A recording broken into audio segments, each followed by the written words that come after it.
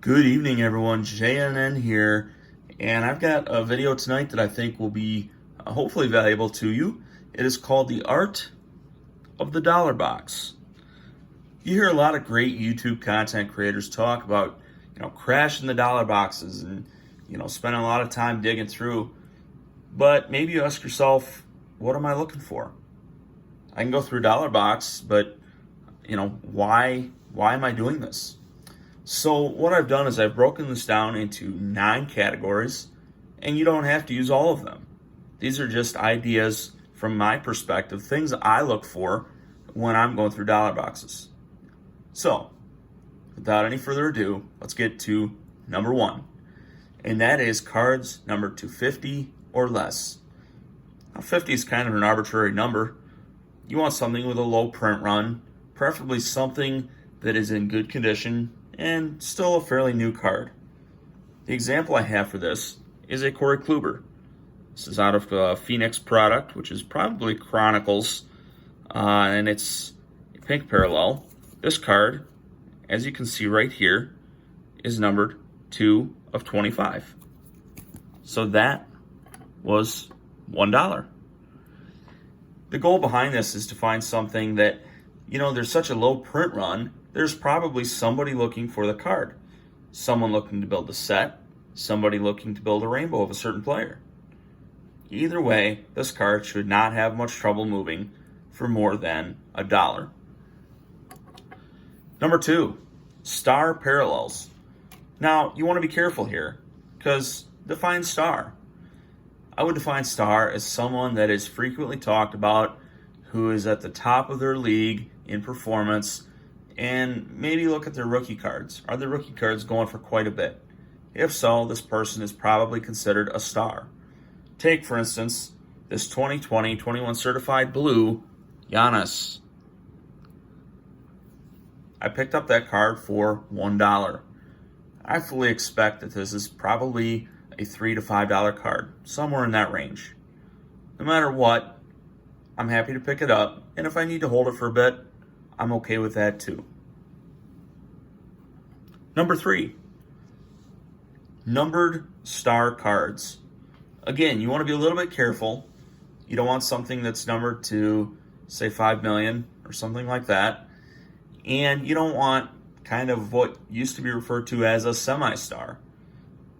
You may want a retired star or maybe a current superstar. Take, for instance, this Dwayne Wade.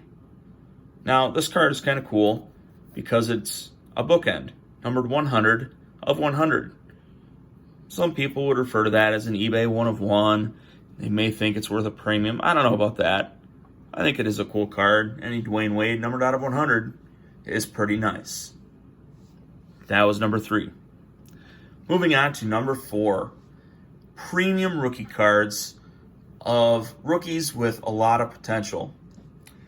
And one of the first places my mind went was this Tyler Johnson card.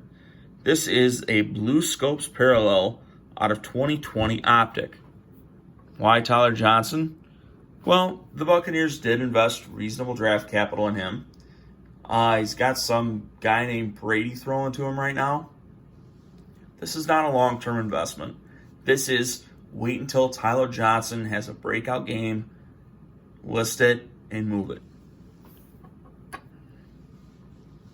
Number 5, star rookie cards. Don't overcomplicate this. Just find a superstar, even if it's a cheap rookie. Remember, you're paying $1 for it. So take this, for instance, this Donruss Rafael Devers rookie. He's already pretty good. A lot of people think he's going to be the next big star in the game of baseball. I'll take it. Number 6, premium cards of stars. Now, this one I kind of struggled with which card to put up, but I think I decided on one, and it probably has something to do with my personal bias towards the Spectra product. I love Spectra, and the only thing I have against this card is a lot of hobbyists will say big men in basketball don't sell. Joel Embiid is a big man. Joel Embiid is also very good at basketball. And Spectra is a very expensive product. So for $1, I'll pick it up. Number 7, cool old inserts. Now, I'm probably going to date myself a little bit here, and that's okay. This card isn't that old, is it? The old Stadium Club Beam Team. I love these cards. These cards were quite rare in their day. And this particular one of Hakeem Olajuwon, he was a star. One of my favorite players to watch growing up. Let's go to number 8. New hits. Sometimes these can be hard to find. You know, a lot of people will put nobody autos from the 90s or early 2000s in their dollar box just in hopes of moving them. The demand for those cards is not very high. The idea here is, yes, you take on some level of risk, but there could be huge payoff in the end. Take, for instance, Quentin Bohanna. Have you ever heard of him? Neither have I.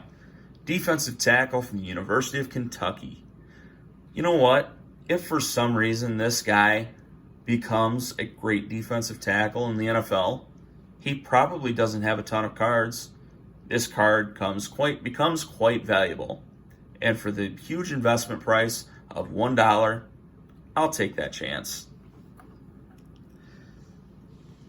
Last but not least, and perhaps the most important, PC, personal collection. This is where there's no right or wrong to dollar boxes. And maybe that's the big lesson to be learned here. Take, for instance, this Topps Museum Collection Paul Goldschmidt card. Now, Topps Museum Collection is a nice product, but if this would have been some other player, I probably would have not picked it up. But being that Paul Goldschmidt is probably my favorite baseball player, and he plays for my favorite team, the St. Louis Cardinals, this is a PC card for me. Would everybody pick this up for $1? No. Only you know what you PC.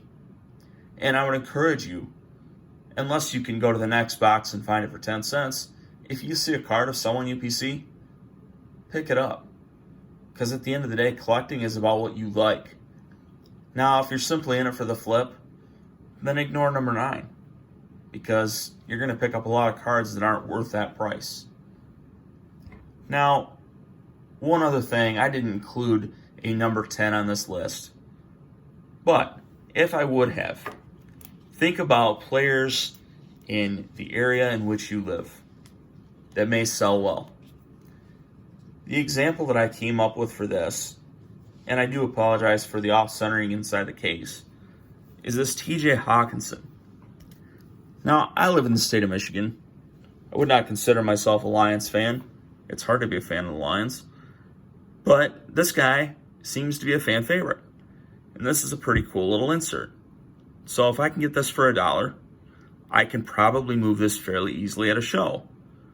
Now, if I were to take this to, say, I don't know, Colorado, this probably wouldn't sell very well. So, think about where you live. Think about the people who may be looking at what you're trying to get rid of, and what would they like to see. One final thought on all of this. If you are going through dollar boxes trying to find stuff to flip, make sure that you have an appropriate avenue to move the cards. Here's what I mean. If you pick up a bunch of cards for $1 that would typically sell for $2 or $3, you don't want to post those on eBay, because between shipping and eBay fees, you will have no profit. You will have a loss. For me, I have built up a little platform on Twitter, and I do a bunch of stack sales. Okay, well, it's a stack sale. I list a ton of cards. Say, 1,500 to 2,000 cards. People can go through and claim any of those cards that they would like. And then they pay a flat shipping fee for all of them, and I mail them their cards. It's quite simple. That is an effective way to move I would say cards for 50 cents up to maybe $5 or $6. After that, you can start considering other online platforms. And certainly, if you set up at local car shows, that's another great way to move this, what I'll call lower end inventory. It's a lot of fun to go through dollar boxes. It takes me back to my childhood. And you can find some real treasures in there. So the most important thing in all of this, especially if you're doing it as a hobby, is have fun doing it. You know, these are a list of guidelines that I've come up with. They're not rules that you have to live by. They're not rules that you have to take and say, okay, JNN said when I go digging through dollar boxes, I should look for this, this, and this. This car doesn't fit in that category. I shouldn't pick it up. You know what? I'm a guy on here with like less than 30 subscribers. I may have no idea what I'm talking about. I like to think that, you know, I've collected for long enough that I do, but I could very well be wrong. So, I want you all to have a great week. Have fun looking through those dollar boxes, and I'll be back, and we'll talk again very soon. Bye.